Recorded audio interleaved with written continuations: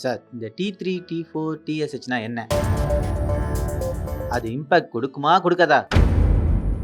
கொஞ்சம் சொல்ல முடியுமா, கொள்ள முடியாதா?